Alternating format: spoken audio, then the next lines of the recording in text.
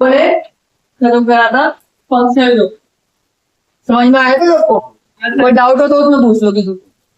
तो बताओ कितने टाइप के फंक्शनल ग्रुप पढ़े जाएंगे? पहला हेलोजन, फिर अल्कोहल, फिर कार्बोक्सिलेज, फिर एल्डिहाइड, फिर हेलोजन का क्या होता है? क्लोरो, ब्रोमो, क्लोरो और हाइड्रोजन। और हेलोजन में क्या लगता है? रिच लगता है। ठीक है, मतलब तेल लगेगा। फिर उसके बाद पढ़ा था एल्कोहल। एल्कोहल के लिए क्या होता है? OH।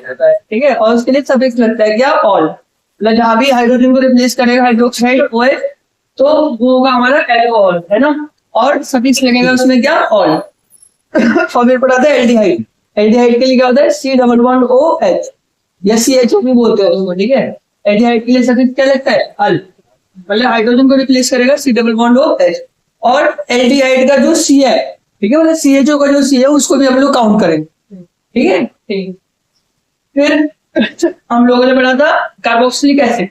कार्बोक्सिलिक एसिड क्या होता है? C double bond OH। C double bond OH। ठीक है, तो कार्बोक्सिलिक एसिड का क्या है? C double bond OH। और इसके लिए क्या लगता है? ओइक एसिड लगता है, और उसका कार्बन भी काउंट करता है। फिर लास्ट में पढ़ा था हम लोगों ने कीटोन। कीटोन के लिए क्या सिंबल होता है? C double bond O। तो इसकी कंडीशन ये होती है कि कार्बन के दोनों साइड, लेफ्ट में और राइट में भी जाएंगे कार्बन। ठीक है, तो इसलिए first member of ketone family क्या होता है? Propanone. First member of ketone family क्या होता है? प्रोपेनॉन। बहुत इंपॉर्टेंट है। आज हम लोग एक और इंपॉर्टेंट टॉपिक पढ़ेंगे, structural isomers.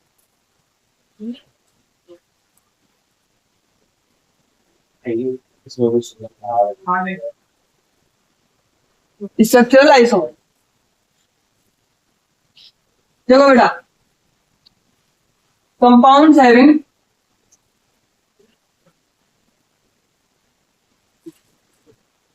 Same chemical formula.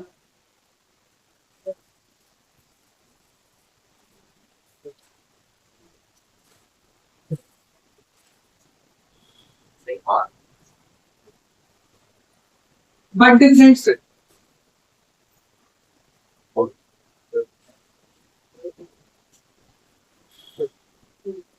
Are called structural isomer. मतलब ऐसे कंपाउंड जिनका केमिकल फॉर्मूला सेम होता है लेकिन स्ट्रक्चर जो होता है उनका क्या होता है? डिफरेंट होता है। उनको क्या बोलते हैं हम लोग? Structural isomer. जैसे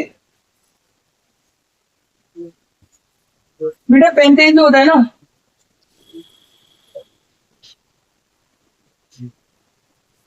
पेंटेन का फॉर्मूला क्या होता है? C5। ठीक है, इसके 3 स्ट्रक्चरल आइसोमर्स होते हैं। सबसे पहले वाले को बोलते हैं हम लोग एन पेंटेन।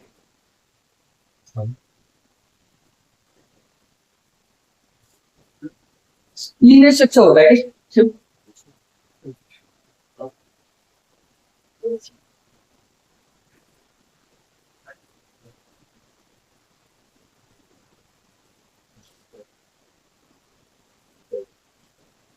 सिंपल वाला जो होता है लीनियर स्ट्रक्चर, इसको क्या बोलते हैं? N pentane. एक होता है आइसोपेंटेन।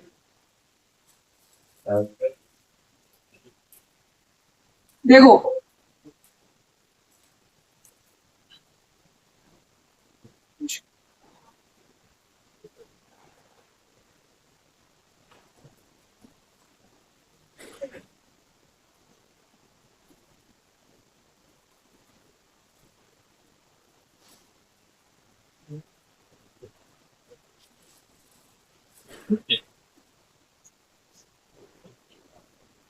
ये है आइसोपेंटेन।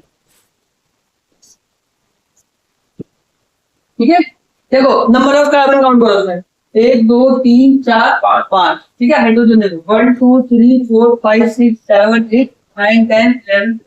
स्ट्रक्चर क्या है? डिफरेंट है, लेकिन केमिकल फॉर्मूला कैसा है? सेम है।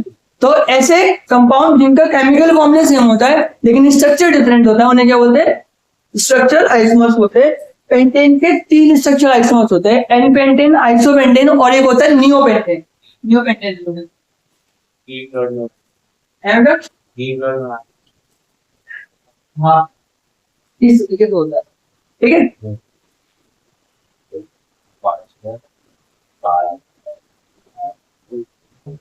ये हो गया हमारा।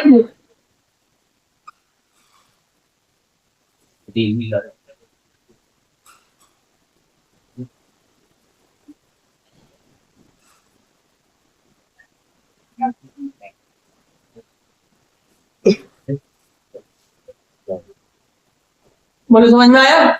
Structure isomers are those compound which have same chemical formula but different structure. ठीक है? For example, pentane has 3 structure isomers: n-pentane, isopentane और neopentane. ठीक है? ऐसे करके ब्यूटेन के भी 2 स्ट्रक्चर बन जाते हैं, n-ब्यूटेन और आइसोब्यूटेन. एक बार इसको बनाओ फिर ब्यूटेन को खुद बना के देखो. एक बार फिर से देखो n-pentane, isopentane, neopentane. ठीक है? जैसे मान लो कि लीनियर स्ट्रक्चर होता है तो उसका n-pentane बोलते हैं, लीनियर स्ट्रक्चर पेंटेन. नॉर्मल जो रहता है, हाँ जो नॉर्मल. जो आइसो और न्यूपेंटेन है वो ब्रांच स्ट्रक्चर होते हैं.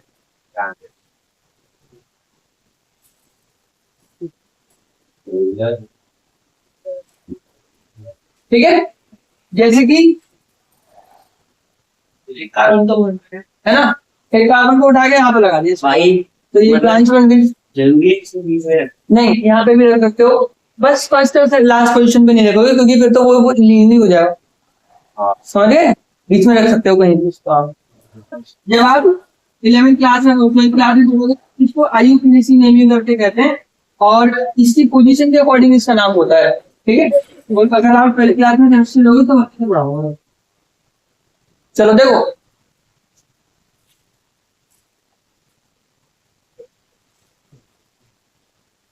ये हो गया हमारा आइसोपेंटेन. ठीक है? अभी नहीं होगी बच्चों.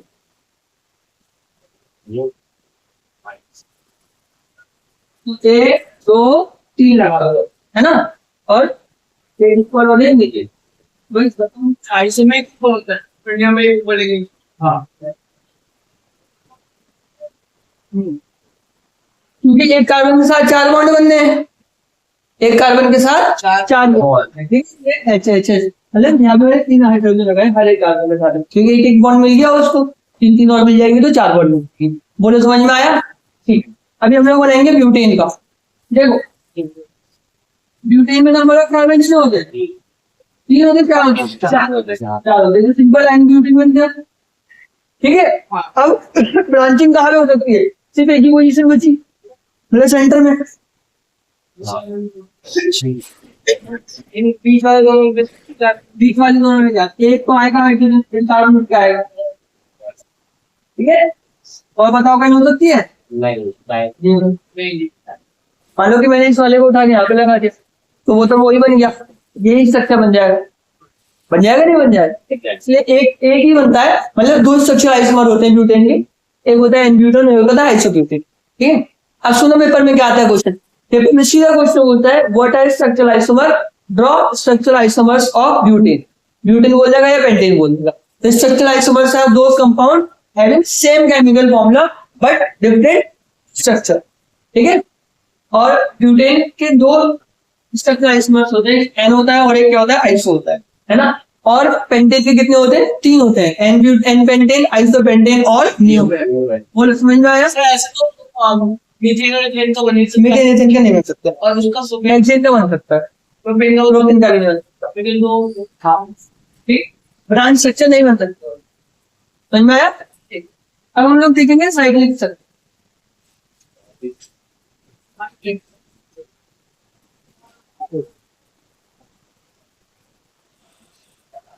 ठीक है? तो सबसे पहले पढ़ेंगे हम लोग साइक्लोसाइक्लिक.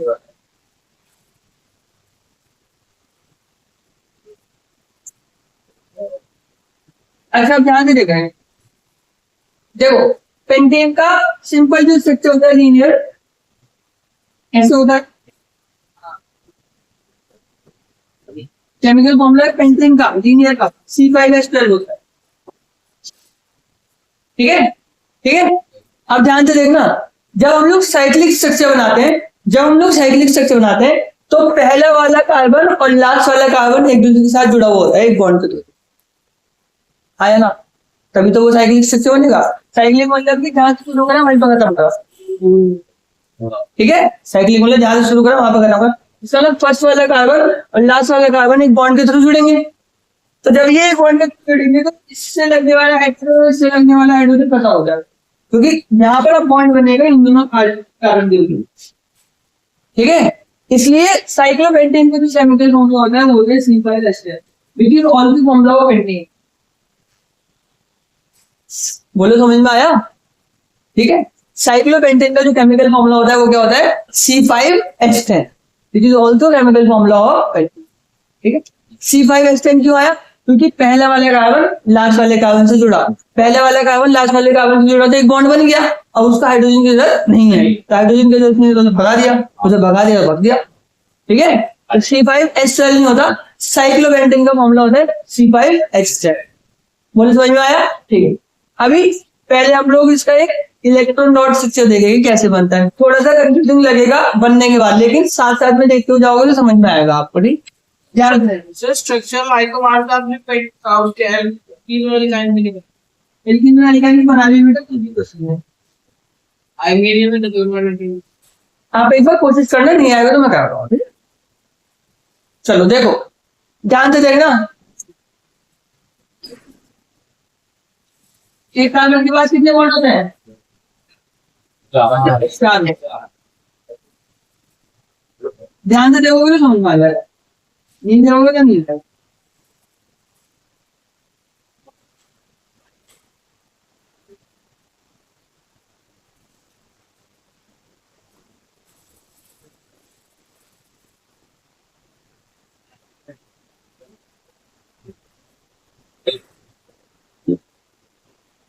ठीक है, एक कार्बन के पास कितने बॉन्ड बना दिए? 4 बॉन्ड। अब क्या बनाने? हाइड्रोजन 10।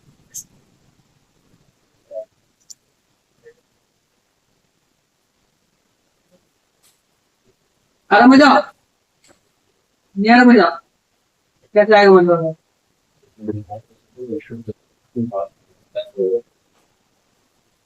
ठीक है, ठीक है, ठीक। पहले हम लोग हाइड्रोजन की वैलेंस को पूरा करें।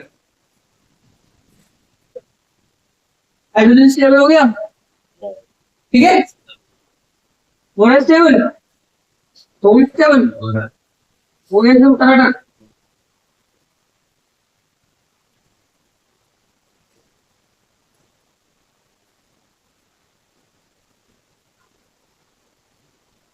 बोनस समझ में आया? यहाँ समझ में आया? ठीक, ओए ध्यान से देखना, देखो एक कार्बन को स्टेबल होने के लिए 4 और इलेक्ट्रॉन की रिक्वायरमेंट है, ठीक है।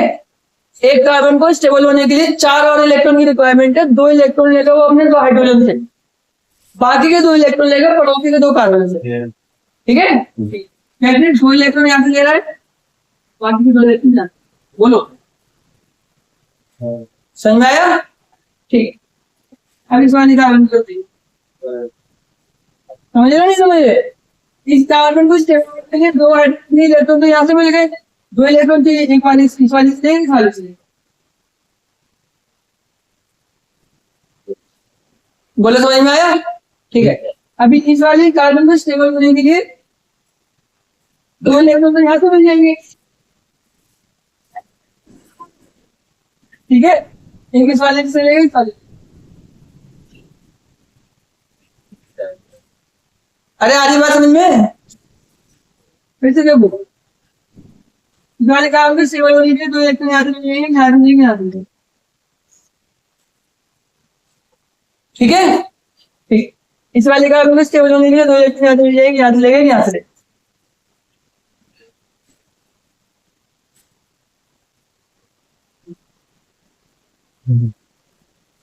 ठीक है बेटा, और जो फाइनली स्ट्रक्चर होगा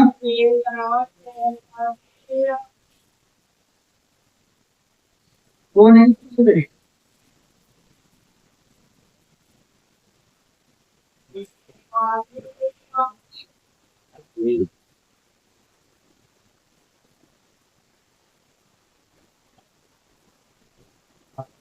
That by acid but हाँ कर सकते थे, वो मैंने आप लोगों को बताया कि ये कैसा है,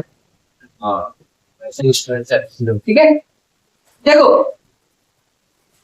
जब यहाँ पर एक पेयर ऑफ इलेक्ट्रॉन की शेयरिंग होती है इस वाले कार्बन की वजह से, तो एक सिंगल बॉन्ड है, ठीक है। सिमिलरली इस वाले कार्बन के बीच में एक पेयर ऑफ इलेक्ट्रॉन की चेनिंग हुई थी सिंगल बॉन्ड, हाइड्रोजन के बीच में एक पेयर ऑफ इलेक्ट्रॉन की चेनिंग हुई थी तो यहाँ पे सिंगल बॉन्ड होना हो जाए। इस तरीके से ये वाला स्ट्रक्चर बना है।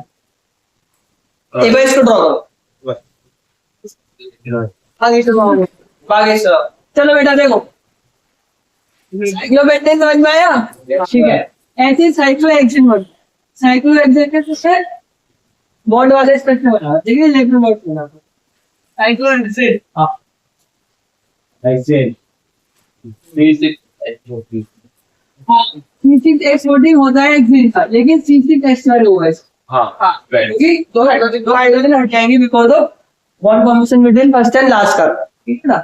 H3 होता है, बोला सा हेक्सेन जैसे ही होता है, हेक्सेन जैसे ही होता है। सर्कल खुल जाता है। हाँ,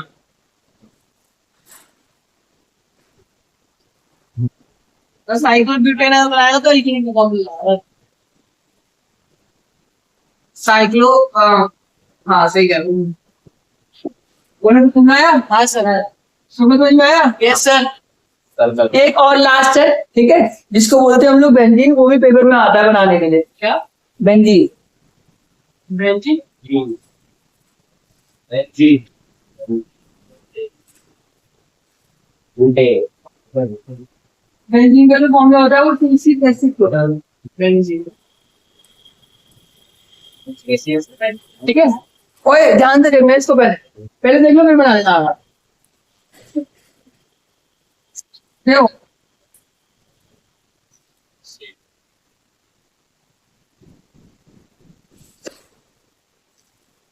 छह कार्बन होते हैं और 6 हाइड्रोजन होते हैं।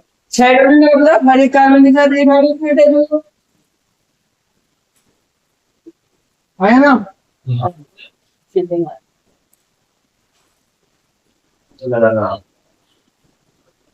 अभी देखो ध्यान से, जब मैंने हर एक कार्बन के साथ एक हाइड्रोजन अटैच करा तो इस वाले कार्बन से कितने बॉन्ड जुड़े हैं? 1 2 3, तो एक बॉन्ड और लगा दिया, क्या हो गए? ठीक है। हाँ, एक दो, अभी तीस वाले कार्बन से जुड़े 4 बॉन्ड बने हुए प्रॉपर, इसमें इसे होगा, ठीक है। बेंजीन का स्ट्रक्चर कुछ तरीके से दिखाई देता है और केमिकल फॉर्मूला होता है इसका C6H। आज हम लोगों ने स्ट्रक्चरल आइसोमर पढ़ा और साइक्लिक स्ट्रक्चर को पढ़ा, मतलब इस चैप्टर का फर्स्ट हाफ आप लोगों को खत्म हो गया। नेक्स्ट क्लास में हम लोग स्टार्ट करेंगे chemical properties of carbon. Table note करो।